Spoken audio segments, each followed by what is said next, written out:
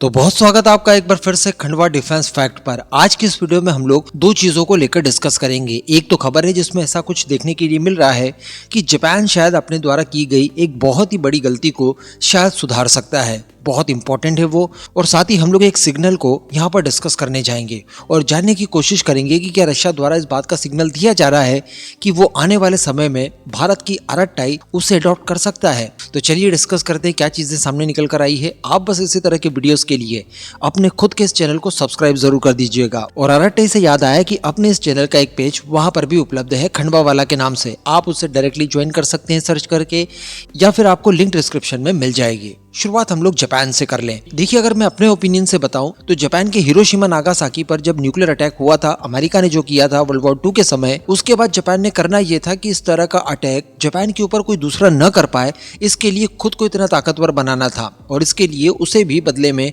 Nuclear weapons तैयार करने थे। ये मोरली शायद सही नहीं हो सकता, लेकिन परिस्थितियों को देखते हुए इस बात से आप भी सहमत होंगे कि जापान ने खुद भी न्यूक्लियर वेपन्स तैयार करने थे।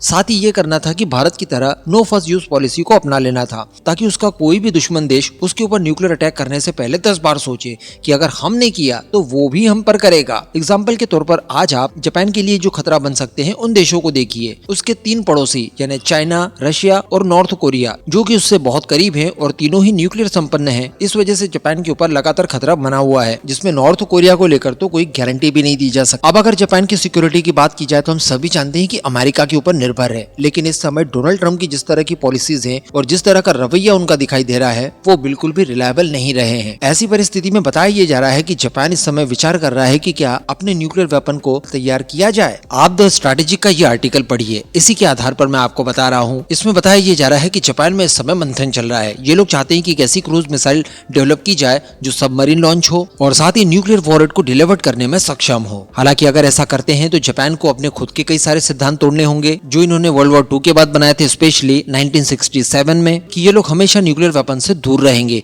इवन ज्यादा लीथल वेपन भी इन्होंने तैयार नहीं किए अपने लिए। लेकिन जिस तरह की जियोपॉलिटिक्स देखने के लिए मिल रही है, जो चीजें इस समय चल रही है, जापान के लिए वाकई में बहुत ज्यादा जरूरी हो जाता है कि वो अपने लिए न्यूक्लियर वेपन तैयार करे। ये चीज मैं थोप नहीं रहा हूँ, मैं केवल परिस्थितियों का आकलन करके आपको बता रहा हूँ। अब बताया जा रहा है कि जापान द्वारा इसके ऊपर चर्चाएं की जा रही है और हो सकता है कि आने वाले समय में किसी तरह की और क्लियरिटी इसको लेकर हमें मिले। तो आप नीचे बताइएगा कि क्या जापान ने वाकई में न्यूक्लियर वेपन्स तैयार करने चाहिए। अब बात कर लीजिए रशिया की और अरब-टाई की, कि डायरेक्टली ये सब मैं क्यों कह रहा हूँ कि क्या रशिया द्वारा इसे अडॉप्ट किया जा सकता है। तो देखिए, स्पुतनिक को आप जानते होंगे, ये रशिया का एक सरकारी मीडिया हाउस है और स्पुतनिक इंडिया की अगर बात की जाए तो ये कई सारी चीजों को लेकर सोशल मीडिया के माध्यम से माहौल बनाने की कोशिश करते हैं। इन्होंने ऑपरेशन सिंदूर में भी कई चीजों को उठाया। इसके पहले जो 2024 में भारत के अंदर जनरल इलेक्शंस हुए थे, उसको लेकर भी इनके द्वारा कई सारी चीजों को लेकर मुद्दा बनाया गया। स्पेशली अमेरिकन डीप स्टेट का हस्तक्षेप जो भारत के ऊपर कथित तौर पर हुआ था, उसको लेकर अब इनके द्वारा दरअसल रिसेंटली एक मीम पोस्ट किया गया है अपने ट्विटर हैंडल पर, जो आप इस समय अपनी स्क्रीन पर देख रहे हैं।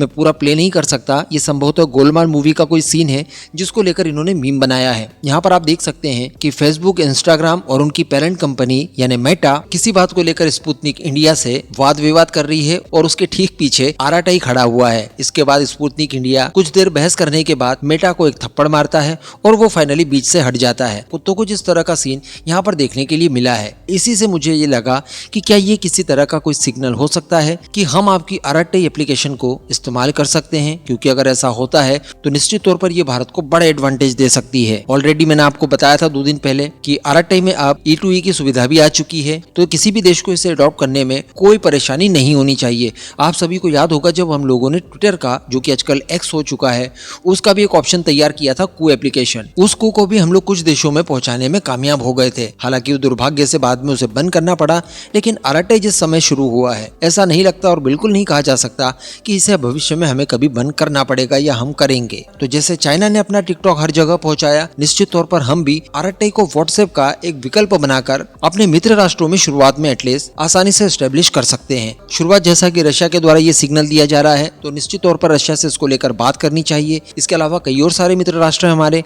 ग्रीस है, साइप्रस है, अर्मेनिया है, इन देशों को ऑफर करना चाहिए। लैटिन अमेरिका के कुछ देशों में, इसमें आप ब्राजील को ले लीजिए, कई सारे अफ्रीकन नेशंस हैं, वहां पर भी हम लोग इसे एस्टेब्लिश कर सकते हैं। साथ ही गल्फ कंट्रीज हैं, और सबसे बड़ी बात नेपाल, भूटान, श्रीलंका, इस तरह के जो हमारे पड़ोसी देश हैं, इन देशों में भी हम लोग RRTI को आसानी से एस्टेब्लिश कर सकते हैं। नो डाउट इसे व्हाट्सएप से कम्पीट करने के लिए अपने अंदर कई और सारे सुधार करने होंगे। AI के भी अलग अलग फीचर्स इन्हें प्रोवाइड कराने पड़ेंगे, लेकिन जिस तरह से RRTI की प्लानिंग है कि ये लोग UPI को RRTI के साथ एड ऑन करेंगे, तो इस माध्यम से आसानी से हम लोग RRTI को इन सभी देशों में आसानी से एस्टेब्लिश करा सकते हैं। क्योंकि जिन राष्ट्रों के नाम मैंने आपको बताया, इनमें से कुछ राष्ट्रों में, इवन मैक्सिमम राष्ट्रों में हमारा UPI ऑलरेडी चल रहा है। तो खैर फिलहाल तो इस थॉट को आप शेख चिल्ली के साथ कंपेयर कर सकते हैं, लेकिन इसमें कोई दो मत नहीं है कि अगर ये भारत में और अच्छे से हिट होती है एप्लीकेशन, तो निश्चित तौर पर विदेशी यूजर्स का भी ध्यान इसकी ओर आकर्षित जरूर होगा। इस पूरे मुद्दे पर आपका क्या मानना है, नीचे कमेंट करके जरूर बताइएगा।